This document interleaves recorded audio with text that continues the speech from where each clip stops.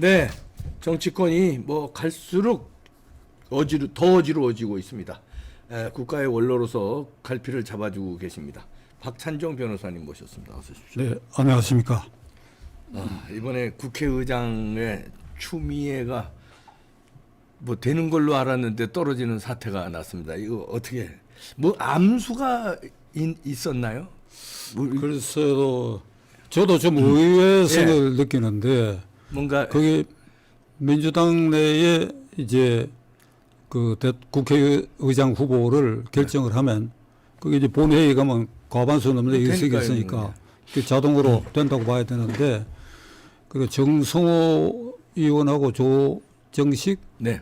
의원 그 이재명 측근이 미리 등록을 했고 출사표를 냈고 추미애 출사표를 내고 우원식 의원까지 4명인데 그 조정식 그 정성호는 네.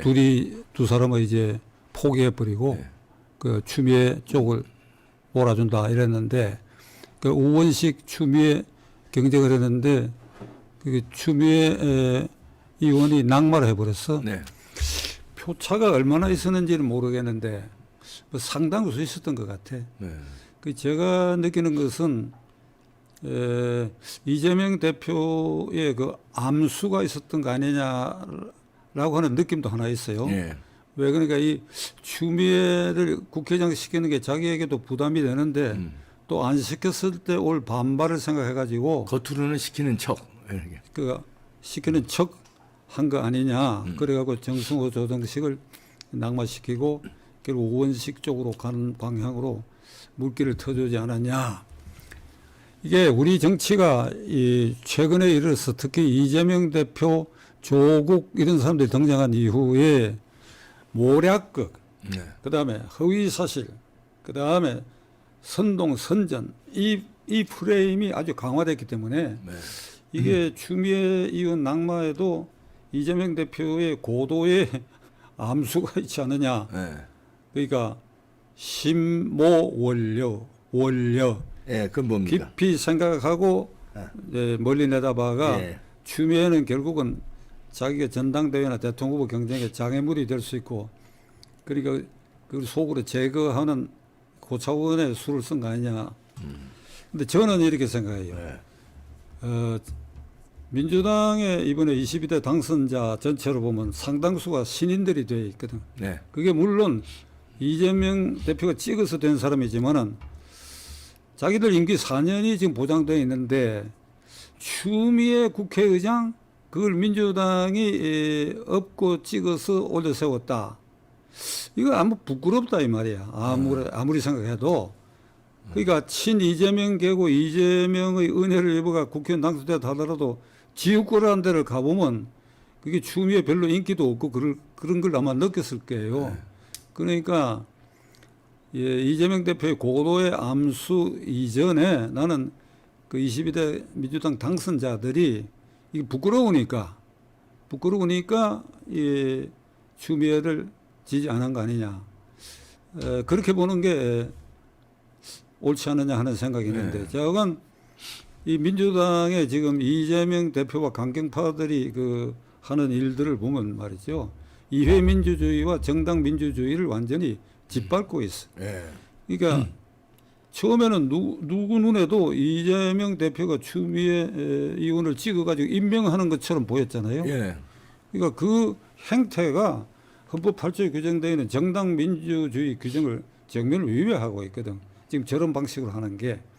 그러니까 그런 이제 비난이 쏟아지기도 하고 하니까 이렇게 된 것 같은데 그 다음에 국회의원들이 자율권이 있다고 하는 걸 그 민주당 소속 의원들이 이번 이 계기로 뼛속 깊이 한번 깨닫길 바랍니다. 이제 곧 국회의원 임기가 시작되니까 그러니까 헌법 46조의 자율권, 국회의원은 국가이익을 우선하여 양심에 따라 직무를 행한다. 네. 이걸 계기로 추미애를 낙마시키는 계기로 이런저런 사정에도 불구하고 그렇게 했다면 이 자율권 행사는 이렇게 하는 것이다 라고 하는 걸 이번에 교훈이 아니라 이번에 한번 보여준 거 표출된 거다 이렇게도 볼 수 있나요? 그렇게 볼 수도 있는데 그것이 앞으로 두고 봐야 돼. 그러나 암수인지 그게 나왔는지 이걸 계기로 자건 민주당 의원이건 그 국민의힘당 의원이건 간에 국회의원으로서 자율권 행사가 기본적 헌법적 책무라는 걸 한번 깊이 깨닫는 계기가 되고 네. 그렇게 해달라 이렇게 말씀드리려고 합니다. 예. 아 근데 이제 그자들은 뭐 퍽하면 뭐 저 탄핵해야 된다 입에 달고 살고요. 탄핵을 이제 갈 것 같아요. 그리고 뭐 개헌 얘기도 나오고 이러는데 민주당을 그렇게 밀어붙일 것 같은데요. 탄핵은 국회의원 선거 전서부터 민주당 후보들 했죠. 그 예. 프랑카드를 보면 대통령 임기 탄핵이 임기 단축이 문제다. 네. 예, 임기 탄핵이란 말 안 쓰는데 그게 탄핵이죠, 뭐. 그게 탄핵이지 임기 단축이. 단축이라는 예. 게. 그러니까 지금 이제 표면상으로는 대통령의 거부권 행사를 한 법률안에 대해서는 국회의 제2 심의에 붙였을 때 네. 3분의 2 찬성이 있어야 재의결될 수 있거든. 네. 그러니까 이거를 헌법을 개정해갖고 180인으로 이게 20명을 낮추자. 네. 그러니까 과반수보다 많고 3분의 2보다는 조금 적은 180석으로 재의결할 수 있도록 하자. 지네들 요건- 마음대로 하자는 거죠. 그러니까 꼼수지 꼼수. 네. 그 민주당의 이재명 대표와 강경파의 권력 행사의 범위를 확대하자는 것이니까. 네. 그리고 이제 탄핵이란 말은 직접 그 민주당 의원들이 입에 올리지 않는데 이제 민주당을 옹호하는 제야 세력이 탄핵해야 된다 하거든. 네. 그 심지어는 윤 대통령이 2년 전 5월 10일에 이제 지난 5월 10일 만 2년이니까 취임하고 석 달 채 안 됐을 때 정의구현 사재단이 전주 주교자 성당에서 미사를 올리면서 그중에 신부한 사람이 기도를 하면서 이 윤 대통령 탄핵해야 되고 뭐 해외에서 귀국할 때 비행기 떨어지라고 이런 증오와 악담을 네. 했으니까 이미 이 취임한 직후부터 그러니까 민주당으로 보면 우호 세력이라고 하는 이 제야단체가 대통령 탄핵권을 행사해야 된다고 네. 이렇게 나온 판이 되어 있는데 만일 저보고 개헌을 하라고 한다면 그런 탄핵권이 용이하게 하거나 재의결권을 용이하게 하거나 하는 이런 개헌이 아니고 지금 이재명 대표가 등장한 이후 21대 국회 후반기와 22대 국회를 내려다보면 입법 폭주가 예상되잖아요. 네. 그러니까 윤 대통령을 탄핵까지 안 가더라도 흔들어 가지고 스스로 물러설 수밖에 없는 민심의 폭발점을 찾기 위해서 계속해서 윤 대통령의 약한 고리에 이 거부권을 행사할 수밖에 없는 법안을 계속 제출한다. 이게. 계속 제출해가 대통령이 계속 거부권을 행사하도록 만들어 가지고 국민의 신뢰를 자꾸 잃게 하고 네. 그러니까 김건희 특검 같은 것도 계속 강화하고 재탕 삼탕 해서 이렇게 하겠다. 그러니까 이게 입법 독재거든 말하자면. 그렇죠. 예. 현재는 과반수로 될 수 있는 모든 법안을 민주당이 마음대로 할 수 있다고 하는 게 증명이 됐으니까. 그렇다면 이번에 개헌을 한다고 그런다면 이게 입법부와 행정부 그러니까 국회와 대통령이 견제를 함에 있어서 균형을 유지해 줘야 돼요. 예. 헌법상. 그런데 현재는 이 균형이 무너진 게 여기하게 보이거든. 예. 이쪽은 4년 임기가 보장되고 이쪽은 5년이지만 언제든지 탄핵할 수 있다. 그리고 스스로 물러나게 할 수 있다. 이러니까 균형이 깨어졌다고. 그럼 이번에 개헌을 한다 그러면 이런 우리가 헌법 운용한 37년의 경험에 비춰봐서 대통령에도 국회 해산권을 줘야 돼. 국회가 대통령 탄핵권 물러서게 하는 권력이 있다 그러면 대통령은 입법 폭주를 하는 것에서 국민에게 신임을 묻기 위해서 국회 해산권이 있어야 되고 중간에는 국민인 우리는 요 보조 수단으로 국회의원에 대한 개별 소환권을 국민이 가져야 된다. 네.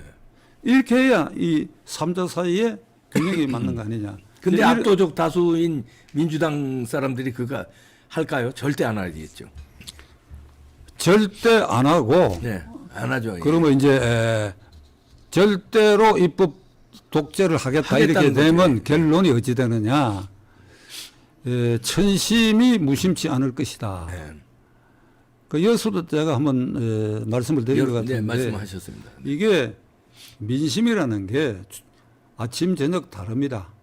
4월 10일 총선거 민심 그리고 오늘 5월 17일 민심 이게 다 달라요. 네. 달라.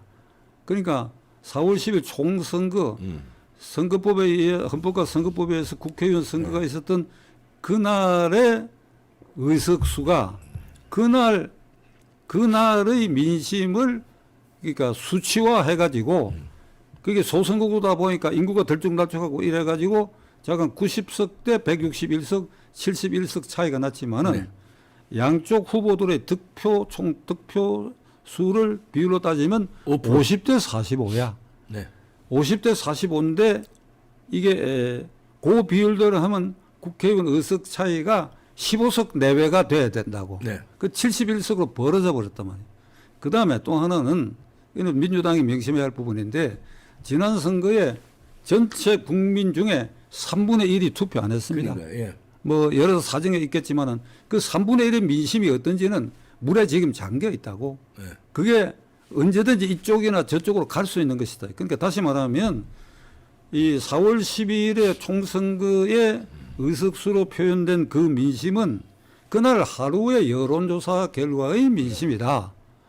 그 오늘 다르다. 내일도 다르다. 한 달 뒤도 다르고 4년 내내 4월 10일 그 민심 그대로 유지되는 게 절대 아니다. 지금 민주당 지지율 별로 시원치 않습니다. 그러니까 이걸 생각한다 그러면 자신들도 가시방석에 앉았다. 이 몸조심하고 이래야 되는데 지금은 막 날뛰는 말처럼 날뛰게 예. 굴레버섯 말처럼. 그러니까 이거를 이재명 대표와 강경파들이 명심을 해야 돼. 명심할 놈들이 아닙니다.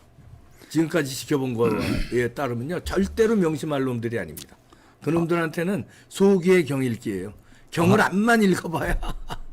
예. 안 하면 어찌 되느냐. 예, 그건 이제 우리가 안 하면 어찌 되냐. 국민이 보여주는 수밖에 없어요. 이제. 그러니까 걔네들한테는 뭐 예. 강경파들에 대한 저런 망동 행위를 민심이 이게 지금 풀어져 있거든. 예. 전부 먹고 살기도 바쁘고 막 정치에 무관심하고 그런데 심하면 어찌 되니까 이게 반대하는 민심에 어느 한 곳에 몰려가 어떤 사건이 하나 생기면 터져버린다고. 예. 터져야지. 그게 4.19야. 예. 4.19. 자유당 정권의 예. 말기 폭주 다수 의석을 가지고 못하는 일이 없듯 그걸 이제 상계해야 된다고. 네. 그러면 이제 국힘당이 잘해야 되는데 집권 여당으로서 그다음에 저 민주당의 폭주를 견제해야 되는데 국힘당이 지금 선거 백서를 내놓는다 하면서 여기서도 뭐 네가 잘했냐 내가 잘했냐로 선거 백서 쟁탈전으로 또 갈등을 벌이고 있습니다. 대결을 하고 있습니다. 국힘당 내에서. 제가 선거백서를 둘러싸고 속에 그 당 안에 내분이라 그럴까 이 서로 다른 의견들이 충돌하고 있다는 얘기를 듣고 제가 빙긋이 웃었어요. 예. 백서는 객관적으로 엄정하게 만들어서 발표를 하면 되지. 그 백서를 만드는 과정에서 예를 들면 이겁니다. 정권 심판 쪽에 민심이 기울어 가지고 우리가 의석수를 많이 갔는데 실패했느냐. 아니면 요거는 이제 반윤석열 입장에선 의견이죠. 사람들의 의견이고 또 이쪽 용산 쪽에 선 사람들은 아니다. 한동훈이 잘못이다. 이렇게 돼 있거든. 네. 그래가지고 백서를 만드는데도 어떤 결론을 내려야 되는데 네. 선거 패배의 원인. 네. 그러니까 패배라는 게 나는 그래요. 아까 말씀드린 것처럼 그날 하루에 민심 얻는데 실패했다 이거야. 네. 패배라기보다도 실패라는 용어를 네. 써야 맞는 거 아닌가. 그러니까 이걸 이제 이게 대외적으로 어떻게 이것이 공표가 되느냐. 네. 백서의 결론 부분이 마땅치 않다. 그러니까 이런 의견이 충돌하고 있다. 이게 말이 되느냐, 국민 앞에 이게 예의에 어긋나는 일이다, 이게. 자기들끼리 문 완전히 걸어 잠가가 난성 토론을 해가 결론을 내놔야지. 백서 결론을 이래야 된다, 저래야 된다.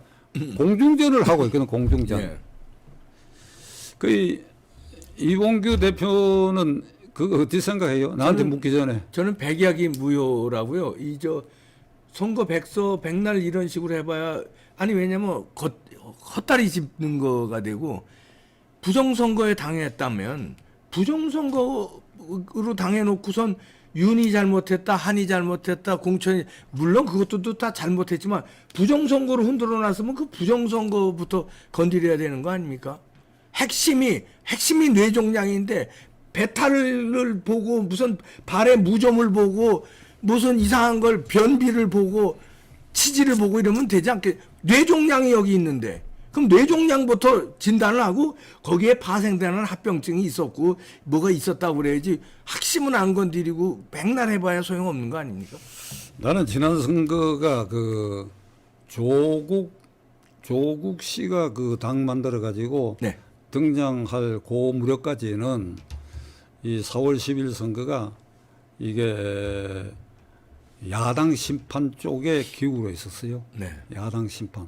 그러니까 흔히 말하는 이재명 조국 심판 쪽으로 기울어 있다가 그 조국이 등장한 직후부터 정권 심판 쪽으로 기울었다고 봅니다.